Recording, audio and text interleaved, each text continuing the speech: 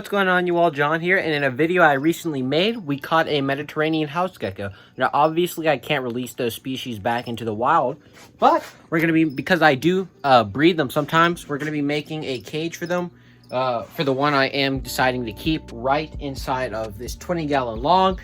Usually I keep them in a 10-gallon, but a 20-gallon log, because I will be trying to establish my breeding program again after they die due to a cold snap.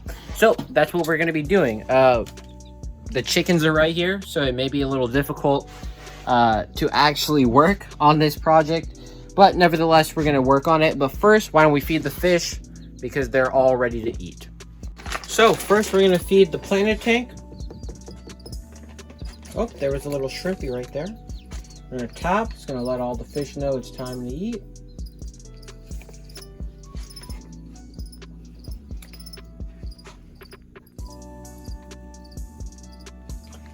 Where is my female beta? She still hasn't come out yet.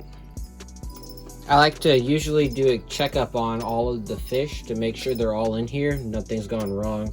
You know, none of the fish has jumped out. Because beta, oh, there she is. She's in the left corner. And then I like to make sure every fish is getting at least some food.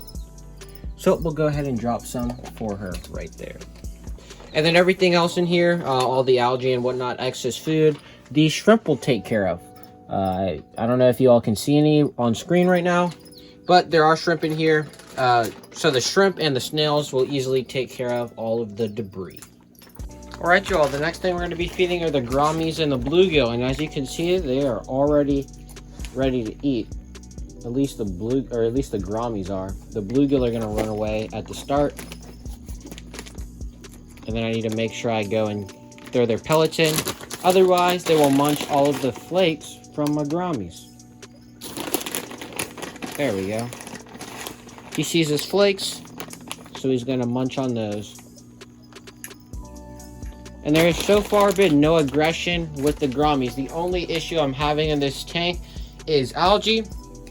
And so to combat that, I'll either do one of two things. Because they're being really docile with these medium size, I guess you could call them medium sized fish, but they're the largest ones in this tank. So with the medium sized fish in this tank, I could either get some algae eaters, so like some Chinese or some Siamese algae eaters, Chinese algae eaters. I could try shrimp. There are plenty of hiding spaces in here for shrimp to possibly live, as well as they're not being high flow due to it being a sponge filter in that left corner, as you can see. So we'll probably end up doing both of those. I'll probably start off with the shrimp to see how they react to shrimp, and if they can even survive in here for a long term, to make sure that everything will be all right before I go and put some more fish in here. So we'll probably do a run to the pet store someday, and I'll just throw it in a video of just adding the shrimp into this tank, because the algae is really covering all of the rocks. Literally just everything, all the brown algae. It's even getting on the glass, and that's probably due to the decent light that I have overhead, which was overhead for the plants in here, but I took them out because they weren't getting enough nutrients. So I just need to get some more nutrient tabs, although the plants were in here before I added these bigger fish. All right, you all, so here's the 20-gallon log. I'm not sure how good this angle is or whatnot, but this is what we're going to be working with, because the chickens are right there and I don't really want to disturb them. And the mealworms are in the other corner, so there's nothing much I can really do to help with that.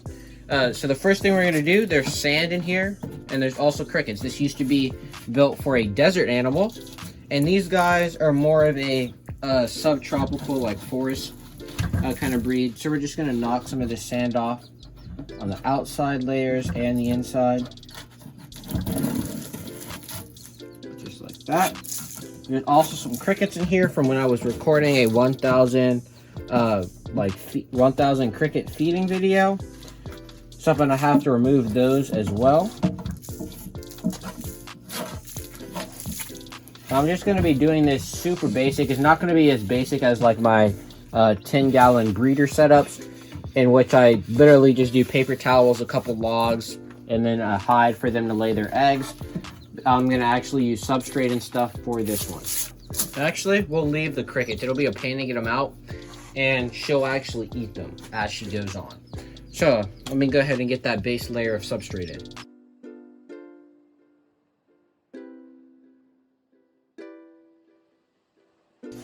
Alright, you all, there we go for the base layer. For it, we're going to be using cocoa fiber or peat moss, and it's going to be able to keep this humidity in this tank a lot better with this as a base layer. So I'm not going to have to moisturize it as often to keep them at a decent humidity or anything like that, because inside it stays less humidity than outside, which is pretty common, I'm pretty sure. So while I'm making this project, the sand substrate, or the substrate I currently have mixed up, is really made for desert animals. So I'm going to have to change some of the chemistry in it as I work with it on the go.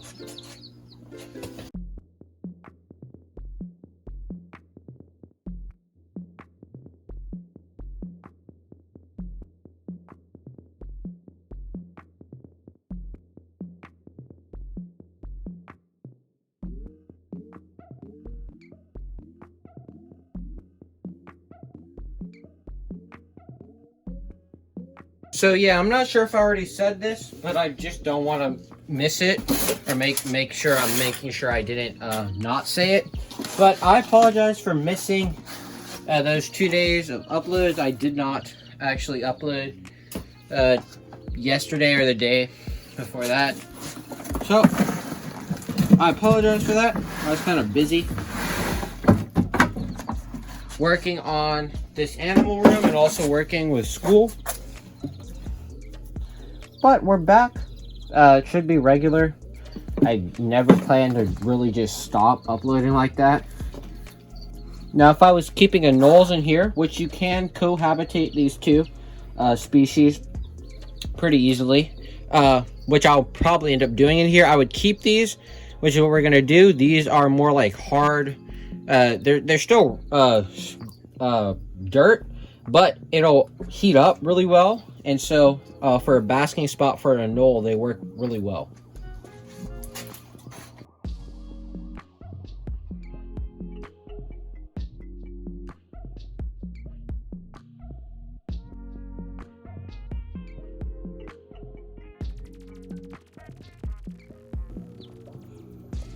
All right, next we're going to add some of the biggest pieces, which are simply going to be some sticks. Now, this isn't such a high enclosure,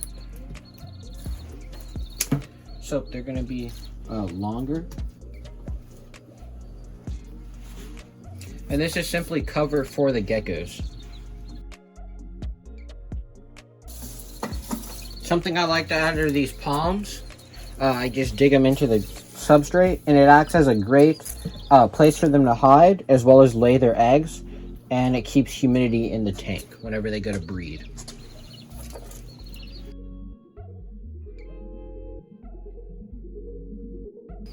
Next, because this is going to be a breeding tank, I don't want there to be too many plants. So I do want it to be like kind of like naturalistic. So I'm going to add some of these. These came from outside, but I've propagated them for about 3 months now. And so I'm going to take these and put them in here and hope that they do well. And then the next thing, obviously, to bring it out, leaf litter. Now, this is really what's going to keep that humidity.